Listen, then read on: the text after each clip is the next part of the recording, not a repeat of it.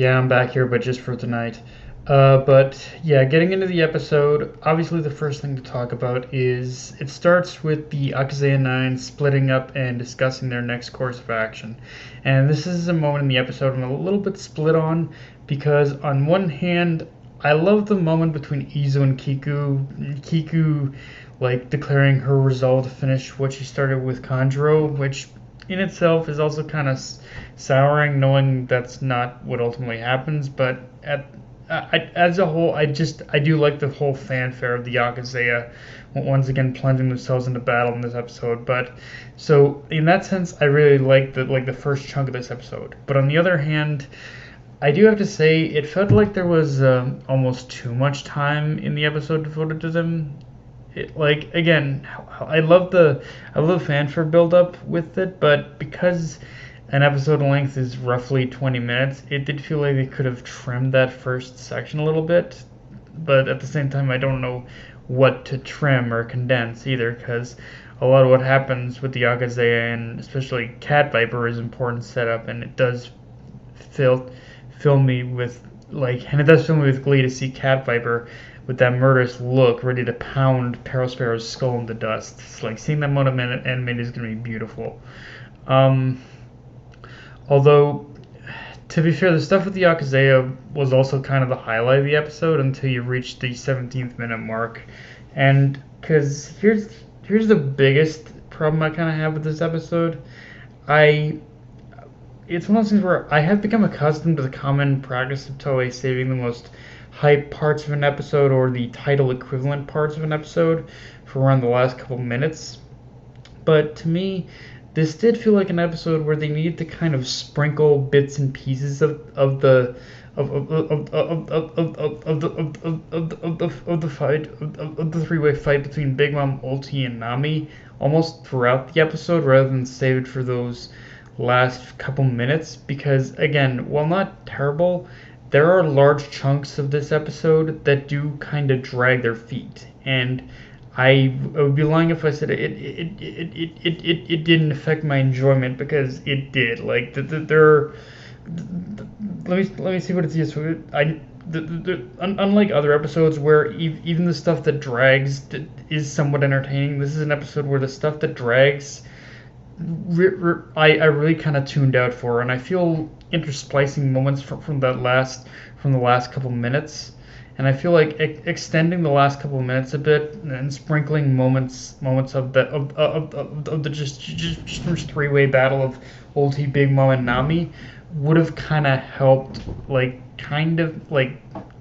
just kind of make it feel a little bit more balanced in terms of the pacing.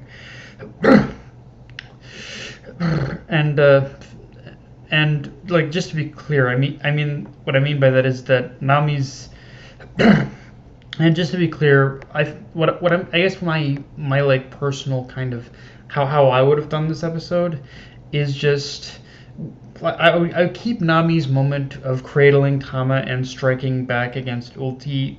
I would leave that for the end of the episode, as that is the best way to end the episode. But separate and extend a lot of the other things about this episode into different sections. I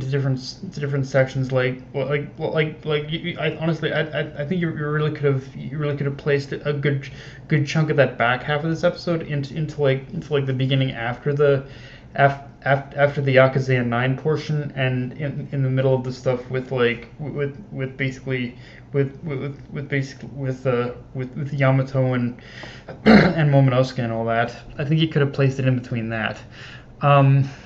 And just again leave the second half for the end of the episode. But criticism and pacing aside, though, I will say this was an epic moment. This was an epic moment for Nami, where she finally stood her ground and said, "Fuck it all, I'm taking Ulti down here and now." Which I know Nami's fights aren't always super animation reliant, but I hope Toei set aside a bit of the budget for this, because it's gonna get crazy.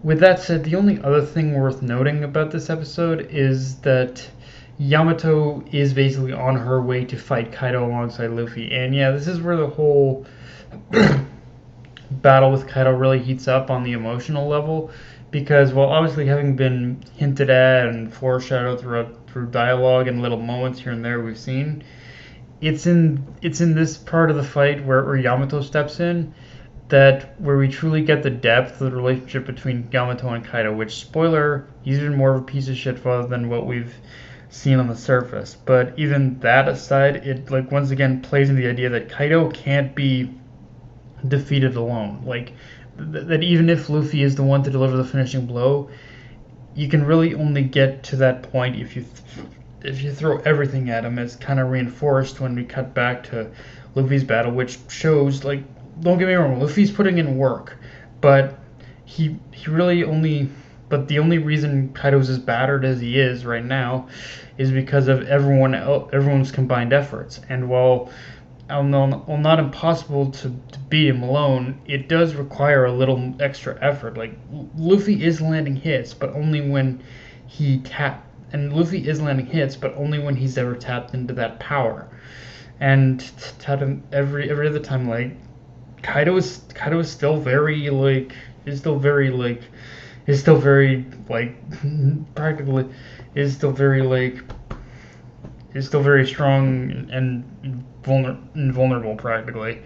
Um, and yeah, I know I already said it, but Sparrow showing up to hinder Chopper in this fight against Queen, that's just another moment that's gonna make his thrashing by Cat Viper all the more sweeter. Like go on, Sparrow, keep doing what you're doing. That is just mean I'm going to enjoy every minute when Cat Viper crushes your skull. So please, keep going. I will love to see that karma come back and bite you in the asshole, dumbass. I'm not kidding. They're making me despise Sparrow in this arc way more than the manga did. So kudos for that, Toei. But yeah, guys, that's pretty much all I got for this review. If you enjoyed the video, like, comment, subscribe. Follow me on Twitter, Analyst Crunchyroll. Be sure to the notification bell, hit the subscribe button, and just share the video around, guys. Dark Knight of Anime, signing off. Later, everyone.